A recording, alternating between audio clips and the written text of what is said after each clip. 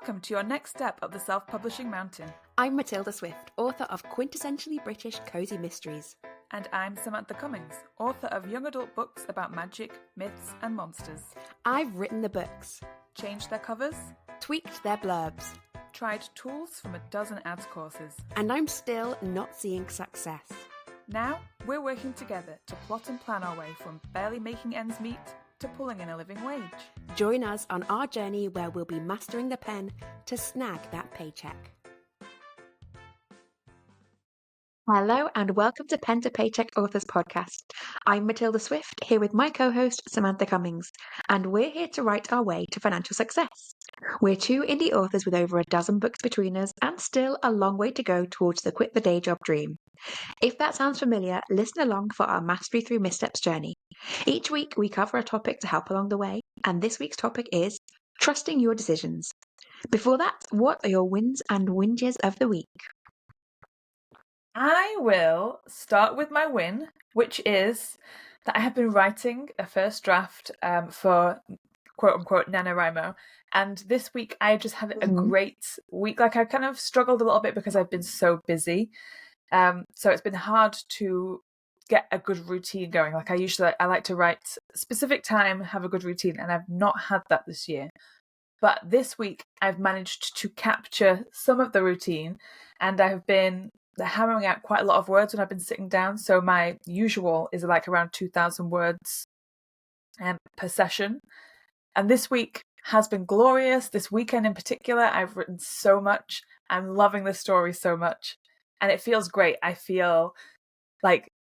just feel so excited to be writing this book. And I'm just letting all of my like teen angst and every emotion that I'm feeling, I'm just like pouring into this book, which has been very nice. Because my whinge is that I have been feeling quite low.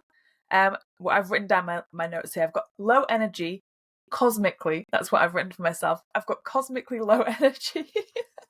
I don't know how to describe it. We were talking about this before we started recording. It's just been a bit of a I just feel mentally drained, but like emotionally, physically, spiritually, all of the ways that I could be drained. That's how I feel right now. And so the writing element at least has perked me up a bit. Like I've had some good writing, but yeah, I'm just tired. And yeah, that's where I'm at right now. I would say, because I'm not a nanoer, I would say that feels very November-y to me. Like I often feel this way in November, and if I said something like, oh, feel very November-y, I think that feeling would convey of just like, I'm physically tired, the clocks have gone back and it just seems like it's dark all the time, and I'm cold, or I'm resentful of the heating bills. Like there's no other option in between. And like I'm trying to do a lot. I'm trying to be busy in terms of writing and publishing, but also Christmas is coming. And yeah, it just feels like very stretched thin in November. Do you not normally feel that way around nano time? Is it a new sensation? No, it's a new sensation. And I think not to judge or like blame my sister, but because my sister was back from Australia this month, she just wrecked my whole life.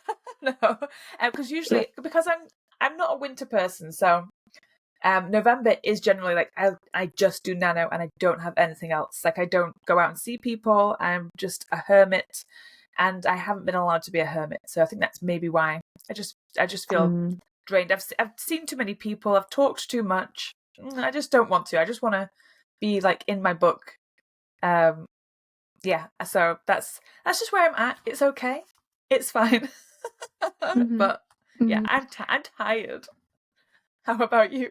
I think I'm going to have the same whinge. Yeah, I do feel just very... I feel just slightly stretched beyond capacity all the time. And I don't really know how to improve that. So I've got good habits in place in terms of, I'm going to the gym. I'm doing like yoga and morning pages and writing and day job and all my hobbies, and I'm trying to add in some marketing, and there's no space for any of that already. Like to put all that in is already quite a lot. And then it just feels like this time of year more and more stuff creeps in. So there's more, in a nice way, like you're saying, family obligations, but also I find myself feeling resentful, which is that's not really how I want to feel. And I've got like friends visiting and lovely things coming up, like a Christmas party that I voluntarily throw every year that I really enjoy is coming up. I'm like, gosh, that's good. Oh, I'm so annoyed about that. And that is a sign I'm just too busy. So I'm too busy because I don't like anything that I actually like right now. So I need to have a think about that. And it is really a tricky thing to maybe, I think I just have to live with it, right? It's like at the moment I'm trying to keep my day job and also really amp up my writing side. There's no way to do that and to maintain all the other things. I just need to stop sleeping. That's the other option, really. But that is Yeah. this time of year, it feels very hard. Actually, I feel like I sleep more this time of year than I do. I'm not normally a big sleeper, but when the clocks change, I spend at least a month feeling like I need an extra hour of sleep. At least. So yeah, big whinge on that side. Yeah, yeah. But win, and I'd actually forgotten this until I was really trying to think of something for this episode. I wrote my blurbs for my new series this week, and they're so good. They're like They are so genuinely good.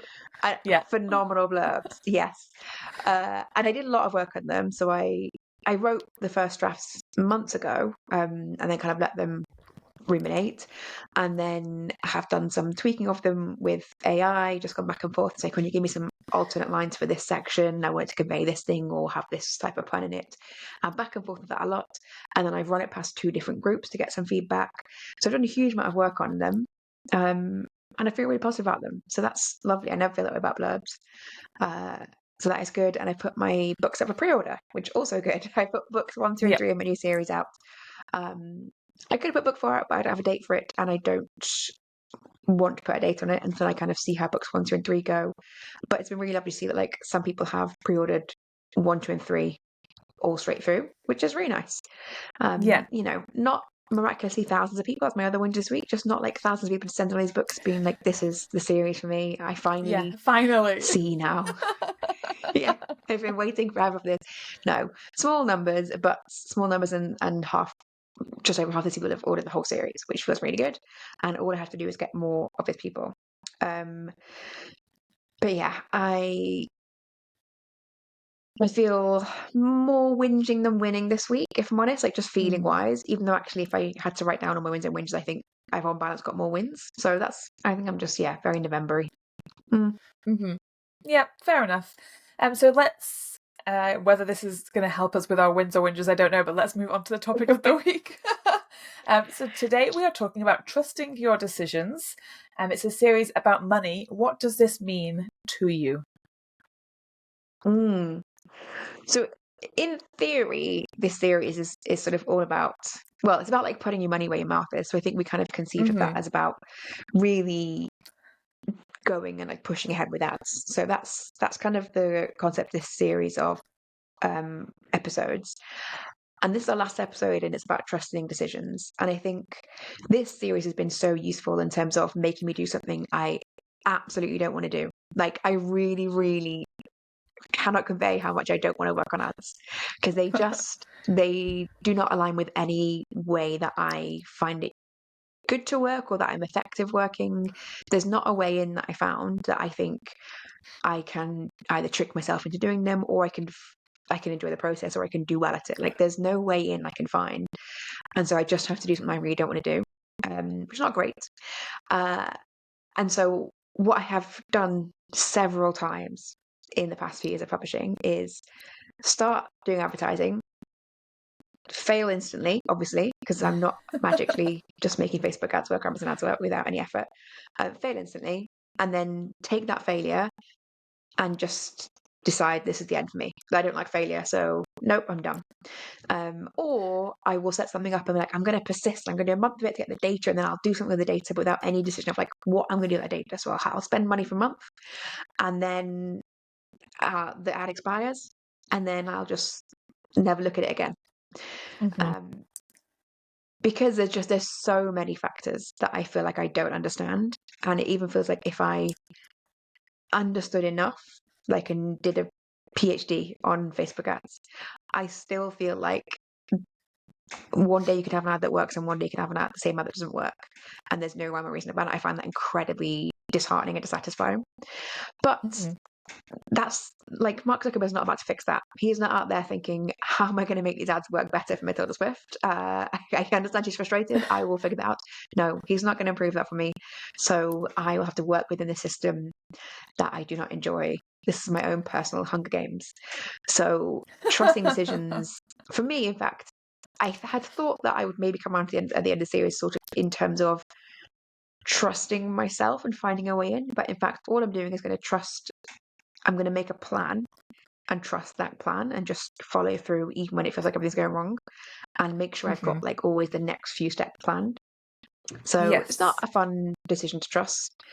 I'm looking forward to it, but I'm going to do it. How about you? Yeah, I feel the same. I've only really done Facebook ads, and I always think, because I've got a history of Facebook ads, I used to do that quite a lot for my job. So I probably come at Facebook ads with a very kind of glib, laissez-faire attitude, because I think I know how Facebook ads work. I know how the system works, so I don't really put that much energy or effort into it. It's a bit of a vicious circle, because obviously, like, I'm not getting the results I want, but it's because I kind of know enough about it that I don't try hard enough, if that makes sense. That's like a very me thing. It's like a very, I know enough, that's fine. That's how I live my life. Sometimes that's great, sometimes not so much. I have started ads in the past, and I look at the results and I think to myself, oh, I could do something with these results. And then 6 months passes, I haven't done anything with the results, and I just start a new ad from scratch. And it's usually been things like, and I'm sure a lot of people are the same as this. You do an ad for something specific, like, I'm running a sale on Amazon, so I'll run a Facebook ad at the same time and drive people to like a 99p sale. Or I've got a new book out, so I'll do an ad for the new book. And I forget all the spaces in between, which are probably the better time to run ads, or at least like good enough time to run ads. So like you, like I am sure that Mark Zuckerberg is not at all interested in the fact that I kind of know how the system works. He's not looking at my account thinking, Sam knows what she's doing. It's all going to work out for her. He doesn't care, and so I have to care more. And I have been thinking a lot this week about my plan and what I really want to do. And I have basically decided that, like you said, I'm just going to set some stuff up. I'm going to have a plan. I'm just going to follow the plan no matter what. And this plan will be a plan that is carried out completely separate from other ads that I might run that are like book release or book sale. They should be like the extra things added on. They shouldn't be like the main thing. And that's kind of where I'm at. I've been doing some writing of some like copy and coming up with different goals for campaigns that I want to run. And because I've been doing that, I've actually been getting quite excited about it, which I know that's like we're complete opposites. You're like, I don't understand You're alone in how this. it works. I hate it.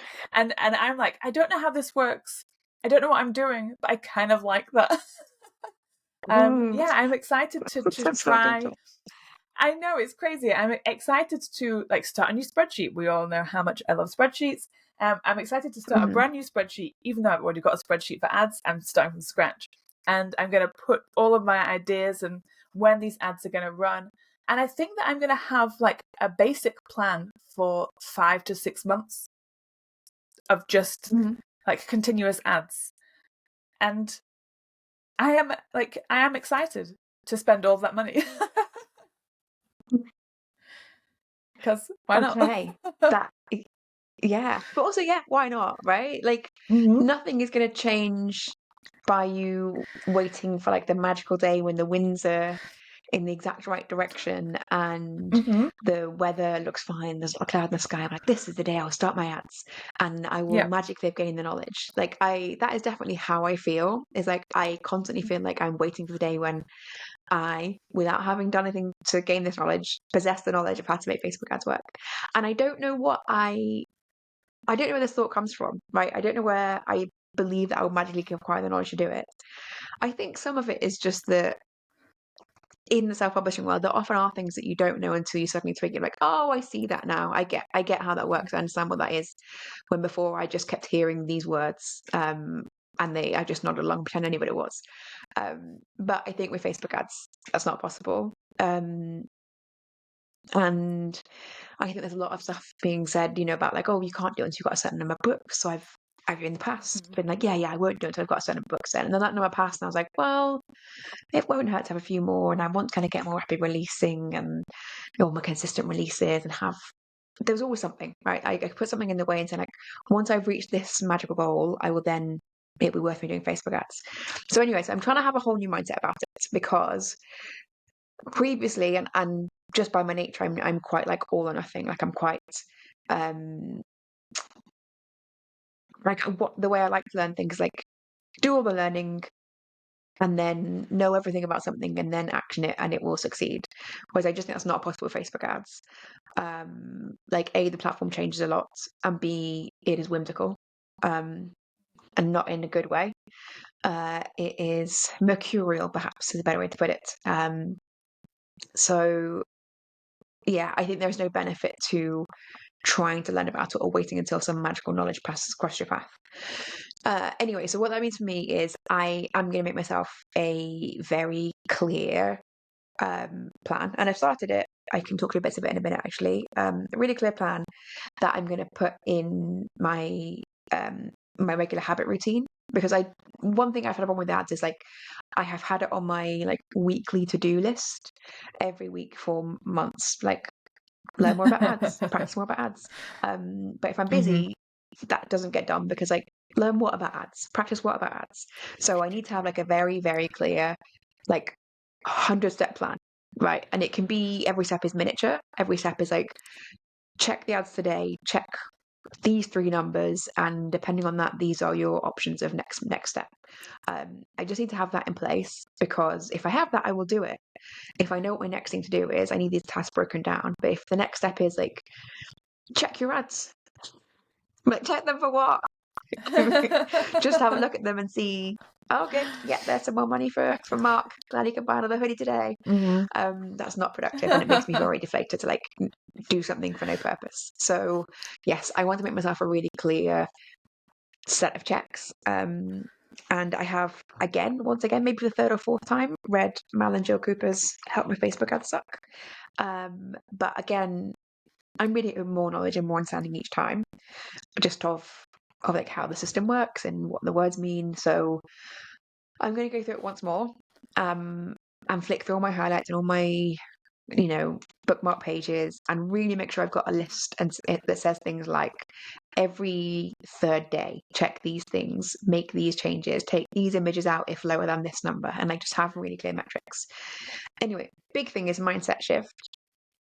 I am not going to, for a period to be determined as yet, but a period, for a specific period, I'm not going to be concerned about profitability. I'm only going to be concerned with increasing the outcome of the ad. So whether that's getting a better click-through rate, better conversion rate, that doesn't matter. Like I will set myself a list of metrics. I'm going to just improve them. And that is my only goal. And it is previously, I've been really trying to go from like, I'll test 5 or 6 ads and then at the end of that I should be in profit. It's like, that's not true. And there's no reason why that would be true. Why I would magically go from being an author to being a Facebook marketing genius.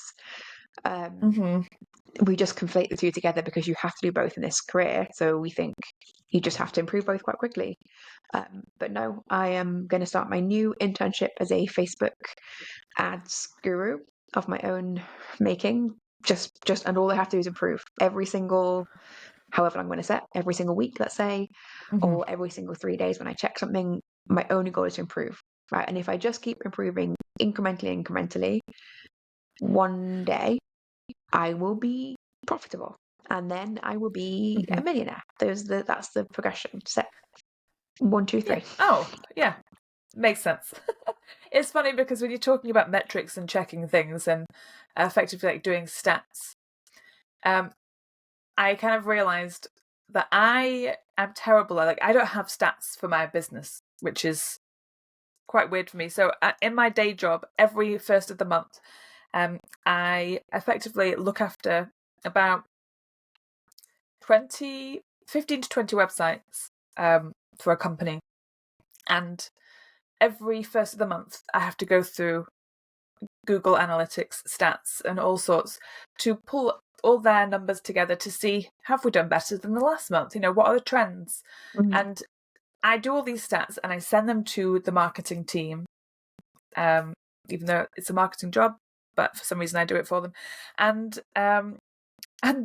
as far as I'm aware, they don't do anything with the stats, and it's a pet peeve of mine. Every month I'm like, what are they doing with this information? Do we need these It numbers? takes me 3 to 4 hours.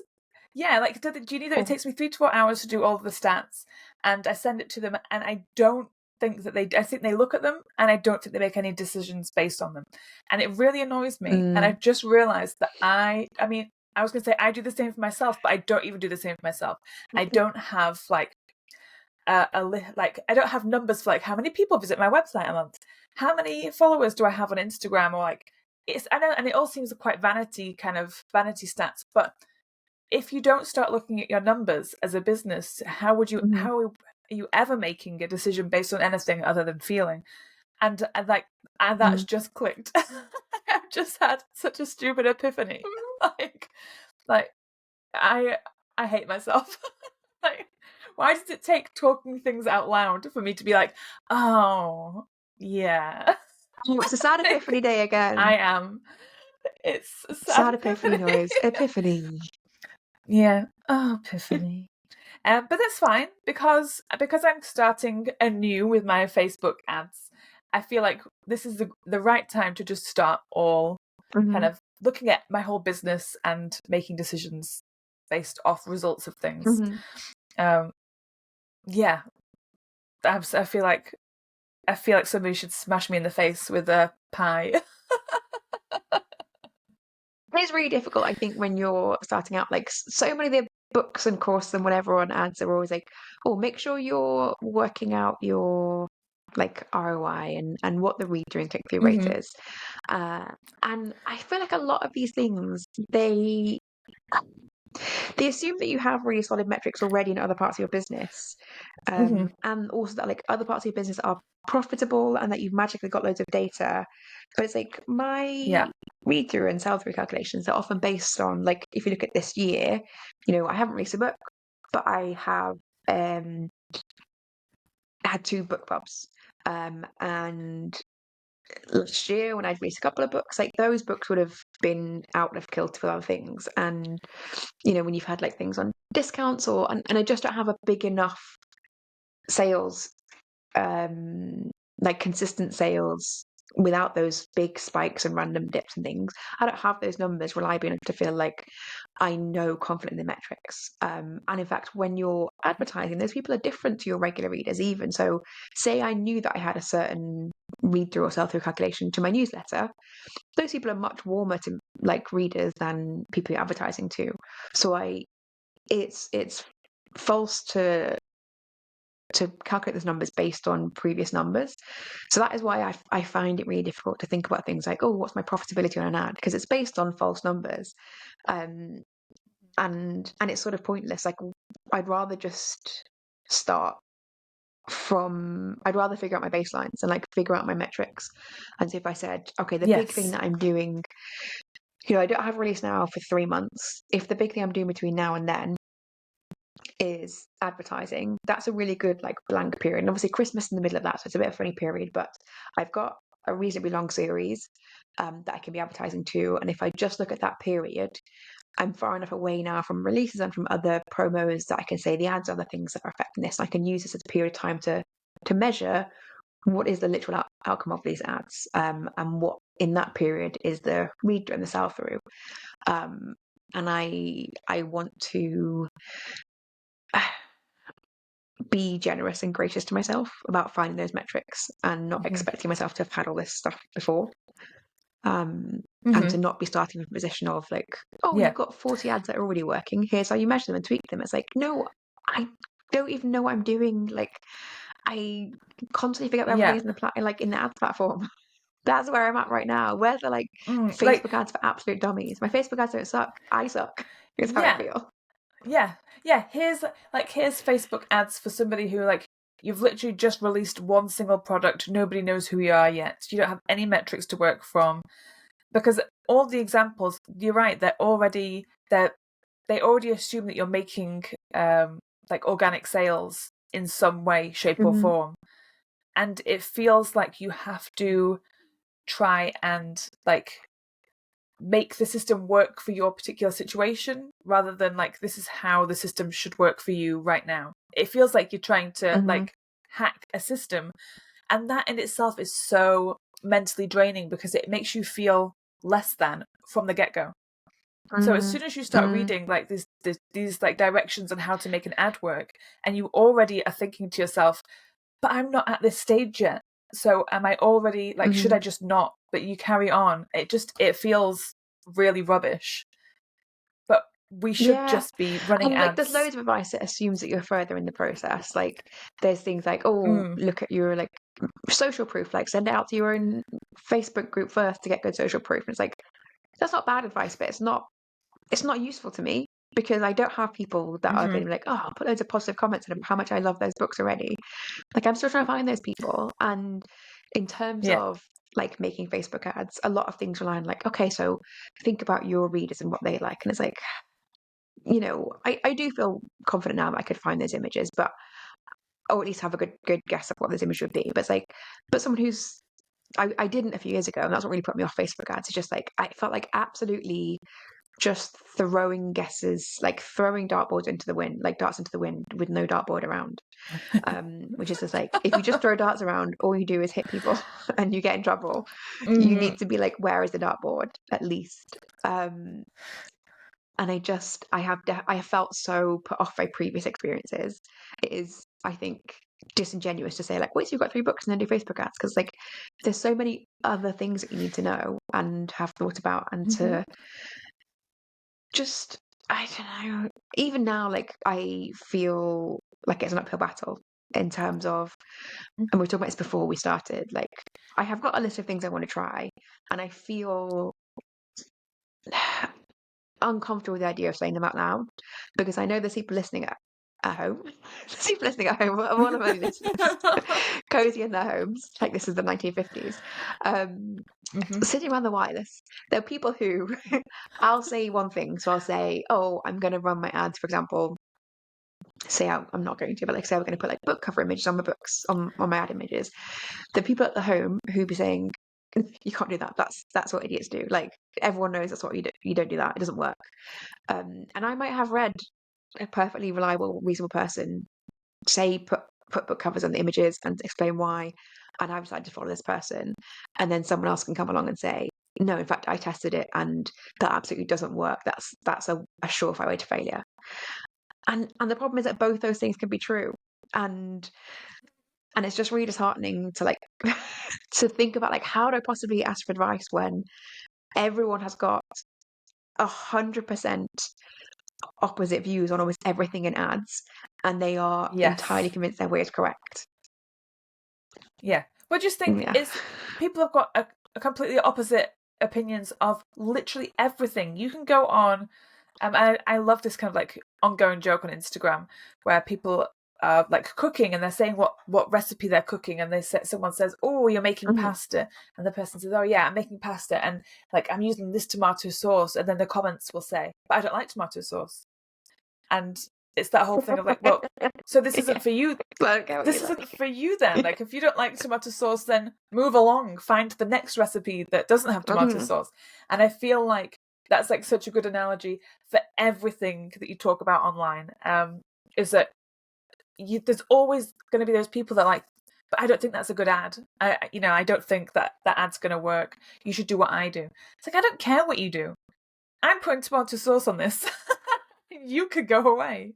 Yeah, but I think it always boils down to I don't pasta know for if me. like I think the problem is I don't know if I'm making like chocolate cake right now, right? So if you put tomato sauce on chocolate cake, awful. If you put tomato sauce in Well, pasta recipe, great, fantastic. And I think I don't know what. Don't say, well, I'm not putting tomato sauce in chocolate cake. It's not a good idea. I don't know what I'm making. I think that's where I'm at. And again, maybe someone's like, but what about beetroot? And I'm like, oh, you can put beetroot in chocolate. Maybe I try some beetroot. And it's like, I think that's it. I'm that easy swayable because I don't have a sense of like, what am I doing? Whereas a chocolate cake, if I was making a chocolate cake, I know how to make it. If I'm making pasta, I know how to make it. But if I'm trying to make something, I don't know what the thing is. I'm trying to make something, and I'm looking in my cupboard, and I'm like, it could be anything. I don't know what it could be. Yeah. And people keep handing me different ingredients. Someone's like, here, have some tomatoes, hot sauce. And the next person's like, here, have some flour. And I was like, okay, what am I making? It's like that. Have you ever seen that show that I'm obsessed with? I only ever see clips on Instagram and I really want to watch the whole thing. It's like a mystery baking show where you go into a kitchen and you get to inspect the kitchen. You can see what's like in the bin or what knives been used, and you have to try and figure out what they made and then remake it, which I just think is such an unhinged idea for a baking show. I sort of love it.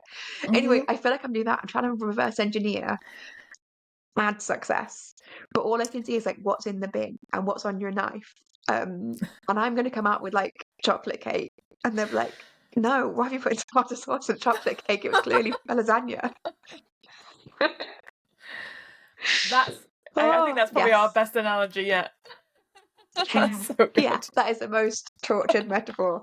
But that is what it feels like. It's just like I don't know what I'm cooking, but I've got ingredients and I have to start. The clock is ticking down and I've got ingredients. And I don't know how I feel more confident with that. But we're not being judged. Like, no one needs to know what we're trying to cook right now. They don't need to. We're not sharing the recipes immediately. We'll only share the recipes once we have successfully made the mystery dish. So it's okay to be standing in the kitchen on your own thinking like, I've just put tomato sauce in a chocolate cake. Well, I'm glad no one was around to see that. And then you throw it in the bin and you move on. So like that is like, and we've said this before in the past, like that is part of the good part of being where we are in our careers, is that we like, it doesn't matter as long as we're just trying to do something and we're trying to move ahead and we're doing it with our minds instead of our hearts, in a way, like making decisions based on facts, that things that we're doing, then that's better than nothing. So like put the tomatoes in the chocolate cake and just don't tell anyone. Maybe it's really good. I don't know. And I'm not going to try it. But yes, I think you really 100% like epiphany for me is that I act as if someone's watching because I am watching and I am incredibly critical of myself and I don't want me to see what I've done. Okay, I need to get over that. That is yeah. That's what's holding me back, is like not wanting to make a mistake even in the privacy of my own kitchen. Yeah. Whereas I'm just like making mistakes left, right, centre. I just don't tell anyone about it. Just like, keep that one quiet. No one needs to know that I tried this and it just was absolute garbage. Yeah. I think that's probably what makes me more excited about trying different Facebook ads and like coming up with different like fun little different things that I wouldn't have thought about before. And like, and some of the things I have like taken screenshots of other people's ads that I've seen, and I'm really excited to look at those ads and think, how can I recreate this for me, and then see if I get good results. I'm starting to see it really as a really fun challenge, because I'm not going to share it with anyone. It's just going to be stuff that I get to do. Like, you know, like when you're at home library, right? Drawing or painting. I know, but I don't think anyone's looking. No one's looking at my ads library. No one, and everyone listening at home at your radios, just don't. Just don't do it. Some things are better not known. Let me live in my mystery. I look at a lot of people's ads libraries. I think that's maybe why I assume everyone's looking at mine, because I'm always looking at other people's. But also, yeah, who cares? Snoop. It's not snooping. This is professional business research. But it is interesting. Maybe it's subterfuge. Maybe I'm trying to throw people off my scent. And like, I've got 5 ads running. 4 of them are awful. One of them though is fantastic, but you can't tell because you can't see the results. Amazing. Yeah. Yeah, always keep them guessing. Yes, I think that is a good way to think about it. It's like I am trying to think too close to the end result, whereas like you need to understand how the ingredients work together before going straight into like make a souffle. Oh gosh, really stretching our metaphor today. But I think that is right. Like when you're a kid, you just play around with like really simple recipes and try those, and like that is part of it. That is how as an adult you can then make souffle, which I've never tried to make and I'm a little bit scared of making, Yeah. but one day I will try a souffle. No. Um, Yeah. but that is how you get there. You don't get there by like reading a lot of books about souffles and then be like, okay, I've read enough books about souffle. I'm going to go from zero to souffle in one day. So Yes, I am. That's what I'm trying to do. I'm trying to go from zero to souffle, and I do not want to do that. Yes. No, you need to. I think this probably is a good example of the sort of child I was, and this is where my like energy towards like experimentation comes in. Is that when we were kids, we used to make George's magic medicine at home, and I have horribly vivid Is that for the Roald Dahl memories. book? Like, if anyone's not read like it, this. you're not just Yes. literally making Yeah. magic, yeah. Yeah. It's a Roald Dahl book, and I don't even know if we read the whole thing. I don't fully remember the story, but I do have very, very vivid memories of me and my siblings, there's four of us, stood in the kitchen with a glass bowl, which I'm sure we still own. I think this glass bowl has like survived 40 odd years of us, like when we were kids, making horrible potions in it. And we would get every single liquid you could find in the kitchen. Every liquid that you could find. Every sauce. Wow. Anything in the fridge. Yeah. And we would put a little bit, I can still smell it, and put a little bit into our bowl until you had a full bowl full of just brown gunk. I feel This that's is like awful. a staple. It's also me feeling very much of like that Succession episode where they make the horrible mix in Succession and we have to drink it in the kitchen. I've never seen Succession. But yeah, it's oh yeah, goodness, it's like what? at the end. Anyway, sidebar. I know. Yeah. I think that's like a core memory, and also has influenced my whole life of being like, do you know what? I'm just going to stick this in a bowl and see what happens. I mean, it's not recommended, Were any of them but good? it is. No, it was always brown. It was always. And always disgusting. Always too much vinegar in it. Always brown sauce in there. Like it was never good. And I can still smell and taste. Probably like they all ended up the same, and they all smell and tasted the same. Have no idea who cleaned it up. I think that is how you learn, right? It's like I think I need to make the George's Marvelous Medicine Facebook ad. George's Marvelous Facebook ad. Yes. Yeah. Just throw everything in. Doesn't matter. No one else needs to see or taste it. Just your nearest and dearest. Okay. Yeah. This feels positive. I feel like yet again I've had quite a bit of therapy today. Can you tell us a bit more? You mentioned a bit about you've got a 6-month plan. Can you tell us a bit more about that, because that sounded really interesting? Yes. Yeah, I have got quite a few, like 4 to 5, about 5 to 6 ideas of different ads that I want to run. And some of them might be that I might stack them and I might end up doing some like A/B testing. But a lot of the stuff that I'm going to be doing is things like I'm going to run an ad for a month where it's focused on like one of my books and a particular trope. So I really, for young adult in particular, everyone's very focused on tropes in young adult. And a lot of marketing tends to come from how many tropes can you pull out? How many people can you entice with a love triangle, or all the usual like young adult tropes that you see. And I struggle with that in my own marketing, to know what people want or are expecting from my books.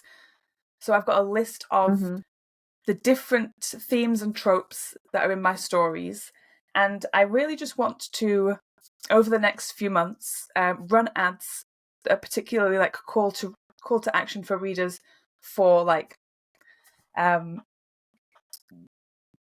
just like off the bat, just werewolf stories. So that's just like a very bland, vanilla attempt to say, like, these are werewolf stories. Come along, read this werewolf series.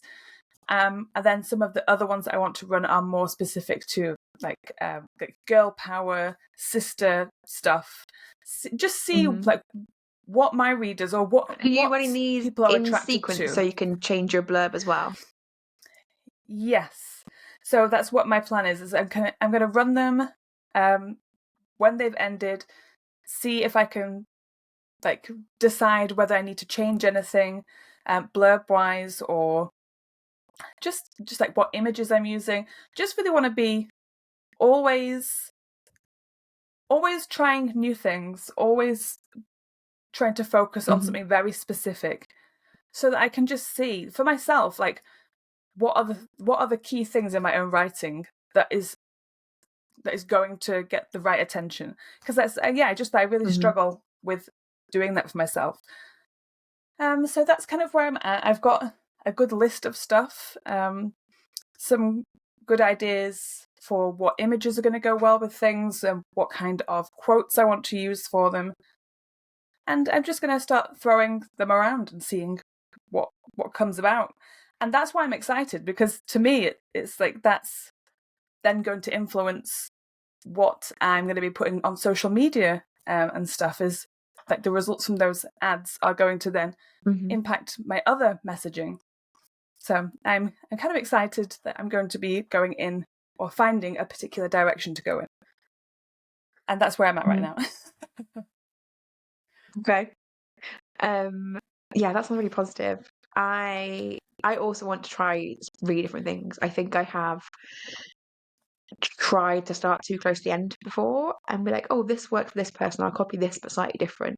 And I don't know that would work for my books. I don't know if it did work. I wouldn't know why. I wouldn't have a strong sense of like, could something else have worked better? So I'm just gonna make a plan for how much money to spend and start wide and narrow down, and like improve, and that is my only goal. Not to make profit to start with, because I want to understand how the ads work and how changes impact things. And I think I'm happy to be surprised with like some things aren't impacted at all. Like I want to feel confident knowing like, oh, you know what, it actually doesn't make a difference what I ever have as a headline. I thought it would, and I tried like 5 as different as possible things and they all got about the same. So yeah, I think that's what I want to do, and not try to start the journey too close to the end, and not try to learn from other people's experience, because it's not the same as mine. And it's not saying that I'm going to try and deliberately be like absolutely as out there as possible. I'm deliberately going to try and make sensible guesses, but based on my own intuition, and then learn from that. And I think that will feel more meaningful and teach me more than trying to copy somebody else. But yes, so I want to set myself like a really clear schedule to do that, and to do it and check it, and the only goal is to improve. And I'm happy to spend money to do that. Yeah, I think it's not happy, obviously, would prefer not to, but fine. Positive. Yeah, it's just the most positive place that you can be right now. Is you've got the money, you've already budgeted for some ad money, that you might as well be having fun with it, and not taking it too seriously. I mean, I don't even think that sales are the end goal, or I don't want sales to be the end goal for every ad. I want to try different goals. I ran an ad earlier this year, which was to get more followers on my Facebook page, and that did really well. And whether they're the right sorts of followers or not, it doesn't matter. I just know that did work. So I might, that might be another fun thing, is to run some ads and try and get some email subscribers. I've never done that before. I've never done an ad for subscribers. And I think that it's a kind of nice idea to not always put money as the end goal, because it's not always like, that's just not always a good business tactic. Sometimes you have to you just have to not be scared to try other things where you're not going to make money at the end point, I think. Especially like you said, like now when it's small, all you're trying to do is just like test different things and learn. That's all I'm trying to do. That feels very positive.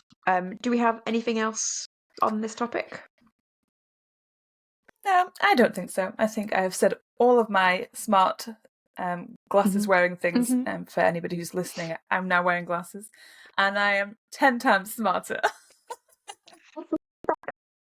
You do look very smart, like in the glasses. The frames are thicker than mine. I think, oh, here I'm my spindly little stupid person frames. I should get some big thick frames so everyone knows I'm smart.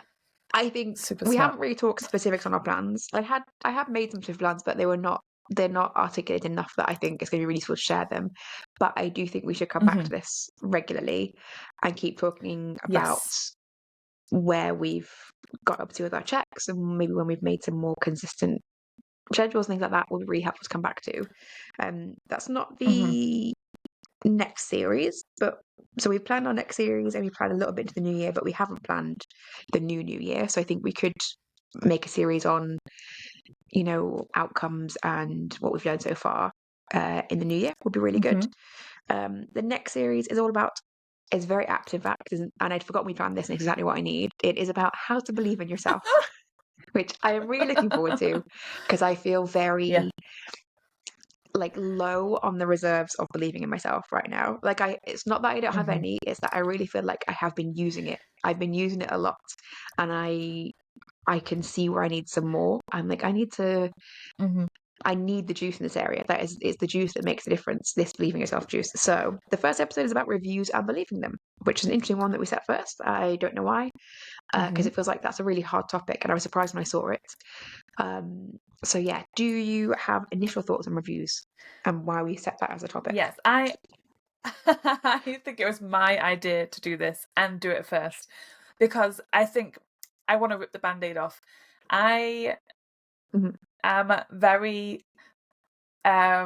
sensitive towards reviews and I try not to be, but I think that it's definitely something that a lot of it's just something that writers should be open and honest about.